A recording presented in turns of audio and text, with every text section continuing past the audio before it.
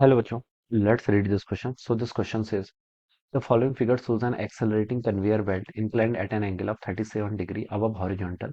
The coefficient of friction between the belt and the block is 1. The least time in which block can reach the top starting from the rest at the bottom. ठीक है, least time बताना है कि जितने में block क्या कर लेगा आपका टॉप पर पहुंच जाएगा। ऑलराइट, तो चलिए बच्चों इस क्वेश्चन को स्टार्ट करते हैं। तो इस क्वेश्चन का की कॉन्सेप्ट बच्चों आप क्या लिख सकते हैं, the key concept of this question. यहाँ पर देखिए आप फ्रिक्शन लिख लीजिए। क्या लिख लीजिए? Friction will be the key concept of this question. क्या हो जाएगा? फ्रिक्शन इस क्वेश्चन का आपका की कॉन्सेप्ट हो जाएगा।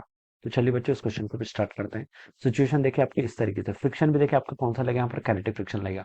क्योंकि देखिए बोल रखा है जो आपकी कन्वेयर बेल्ट है ये क्या कर रही है, आपकी एक्सेलरेट कर रही है।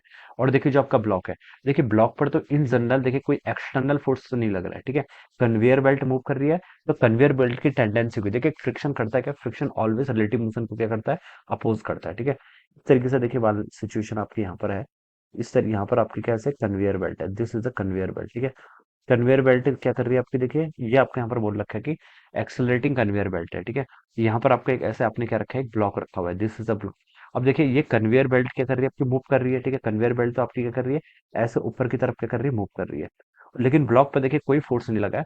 ठीक है, तो देखिए फ्रिक्शन फोर्स आएगा कि ब्लॉक और ही साथ में मूव करें, क्योंकि फ्रिक्शन फोर्स क्या करता है, रिलेटिव मोशन को अपोज करता है। तो इस ब्लॉक पर क्या लगेगा, एक फ्रिक्शन फोर्स लगा इन द फॉरवर्ड डायरेक्शन, इस डायरेक्शन में। ठीक है, जिससे कि क्या करें, आपका साथ में मूव करें। ऑलराइट, ये हम बता सकते हैं। ओके, अब देखिए बच्चों ये क्या करेगा, आपका यहाँ पर जो फ्रिक्शन फोर्स लग रहा है ये इस डायरेक्शन में लग रहा है। और कौन कौन सा फोर्स लगा, देखिए ब्लॉक की, अगर मैं ब्लॉक को यहाँ पर सेपरेट ड्रॉ करूँ, इसकी एफबीडी बना लूँ मैं ब्लॉक की, तो देखिए मैं सबसे पहले तो बता सकता हूँ कि ब्लॉक के पास एम मास है। तो सबसे पहले इसमें एम जी ऐसे वर्टिकली डाउनवर्ड डायरेक्शन में लेगा, एक आपका यहाँ पर ऐसे नॉर्मल लग जाएगा। और इस एम जी का एक कंपोनेंट आपका इस डायरेक्शन में आएगा। ये एंगल कितना बच्चों, 37 डिग्री के इक्वल है।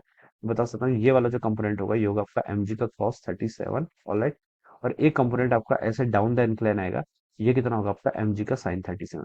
एम जी का साइन 37 देखिए इसके मोशन को क्या कर रहा है, रिटार्ड कर रहा है, क्योंकि इसकी वेलोसिटी का अपोजिट है।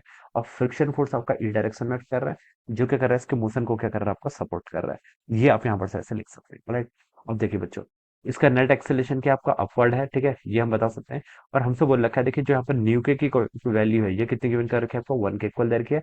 हमें बताने की लीस्ट टाइम उसको यहाँ पर कितना लगेगा यहाँ से ऊपर पहुंचने में, यानी कि यहाँ से लेकर कितने डिस्टेंस कवर करनी है इसको बेल्ट में, 4 मीटर की डिस्टेंस क्या करनी है, कवर करनी है।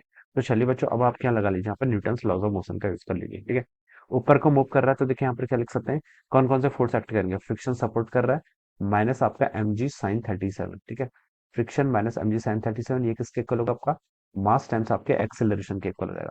फ्रिक्शन की वैल्यू देखिए कितनी होती है, फ्रिक्शन होता है आपका न्यू के इंटू एन के इक्वल। ठीक है, मैं ऐसे लिख सकता हूँ, कितना होता है आपका न्यू के इंटू एन के इक्वल। न्यू के की वैल्यू देखिए क्वेश्चन में गिवन कर रखा है, फ्रिक्शन कोएफिशिएंट 1 है।